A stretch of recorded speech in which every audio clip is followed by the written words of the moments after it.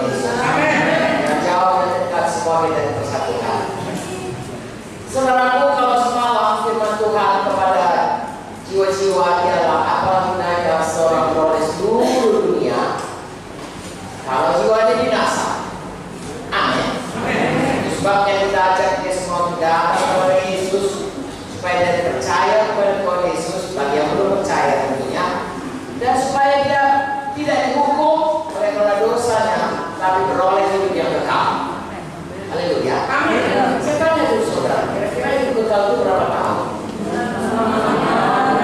1 juta tahun, 1 miliar tahun, lebih, selama-lamanya.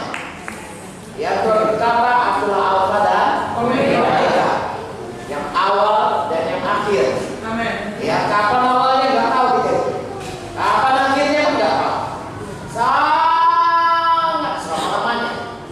Dan hidup kita di dunia ini, saya sudah 77 tahun, saudaraku. Ya, saudara masih muda-muda, tidak ada yang tua saya kira. Ya. Nah, tapi seberapa tua pun kita, panjang umur kita semuanya. Ya, orang berkata, Oma 120 tahun. Katakanlah saya 120 tahun. 120 tahun, ya, belum waktu semua 120 tahun itu. Kalau dibandingkan kekekalan, hanya 1 titik aja. Ya. Jadi kita harus bersungguh-sungguh hati memakai yang seberapa kita Tuhan kita di dunia ini. Amin. Amin. Amin. Entah itu 100 tahun, entah itu 80 tahun. Mazmur berkata 70 tahun, kalau Tuhan 80 tahun. Sesudah Evan 120 tahun, dulu 1000 tahun. Tapi 1000 tahun pun itu dan gak ada 1000 tahun. Itu hanya sebentar saja. Dan apakah kehendak Tuhan bagi kita di dalam 1000 tahun itu? Tahukah saudara, yang sebentar inilah yang menentukan apa yang kita akan dapati nanti dalam kehidupan sesudah kita tinggalkan dunia. Saya dan saudara mesti mati. Syukurlah kita dikasih tahu Tuhan kabar mati. Ya, sebab kalau misalnya kita jadi nusa kambangan, dijatuhi hukuman mati, itu agak mengerikan juga ya. Tanggal segini kalau ditembak, akan mati. Tapi kita belum tidak beritahu. Namun Tuhan berkata kita harus berjaga-jaga setiap waktu dia bisa datang. Amen. Walaupun kita tidak mati, kalau Tuhan Yesus datang, kita harus tinggalkan dunia ini. Tapi kalau Tuhan Yesus mau datang, di mana Tuhan berkata, mungkin berani sekali manusia mesti mati, sesudah itu datang hukuman. Artinya, setiap kita harus mempertanggungjawabkan hidup kita selama di dunia ini.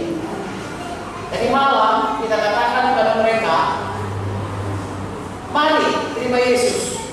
Kalau tidak, dapat seluruh dunia ini, tak ada gunanya. Karena jiwa akan dihukum di neraka selama-lamanya.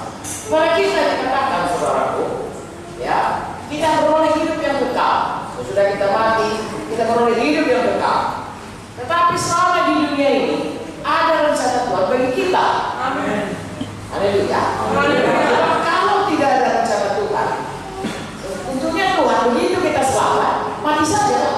Orang sudah ada surga kok. Ya, dan bagaimanapun kita katakan baiknya dunia ini, jauh lebih baik surga. Amin. Dia Tuhan menerangkan bahwa itu jalannya aja emas, ya, pintu gerbangnya mutiara, dan semua dindingnya, semua bahan yang nggak ada di bumi ini, yang artinya jauh lebih baik dari di bumi ini. Jadi, ya kalau memang kita, ya, tidak ada artinya hidup di dunia ini. Begitu kita selamat, Tuhan bisa membuat kita langsung aja ke surga. Tapi mengapa Tuhan kasih kita di dunia ini? Karena ada rencana Tuhan bagi kita. Haleluya. Dengan singkatlah saya katakan, dulu waktu Tuhan menciptakan manusia ini, Tuhan menciptakannya dalam buku Kejadian 1 ayat 26 sampai 28. Kita baca sama-sama ya, supaya kita tahu, kalau kita ngerti apa yang harus kita lakukan dalam hidup kita ini.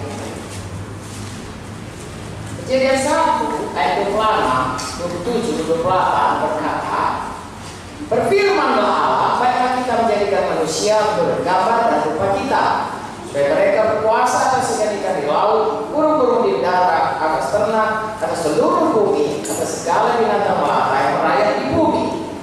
Maka Allah menciptakan manusia itu menurut gambarnya, menurut gambar Allah diciptakannya dia laki-laki dan perempuan, diciptakannya mereka. Allah memberkati mereka, lalu Allah berfirman pada mereka, beranak cuculah, bertambah banyak, penuhilah bumi. Lakukanlah itu, berkuasalah atas ikan-ikan di laut, burung-burung di udara, dan atas segala binatang yang merayap di bumi. 2 kali dikatakan berkuasa. Amin. Ya. Tapi yang pertama kali dikatakan, kita diciptakan segambar dengan Tuhan. Amin. Sudah pasti dan itu mulia. Amin. Makanya Roma 3:23 waktu manusia dijatuh oleh dosa dikatakan manusia itu sudah berdosa dan kehilangan kemuliaan Allah. Hilang kemuliaan Allah. Tapi sebenarnya rencana Tuhan adalah manusia ini segambar dengannya. Amin. Tahukah saudara, kalau ada rencana kita nggak jadi, kita ganti rencana lain. Kalau Tuhan sekali berencana, dia nggak mundur dari rencana. Amin. Jadi sebenarnya Tuhan kehendaki manusia ini segambar dengan dia. Amin.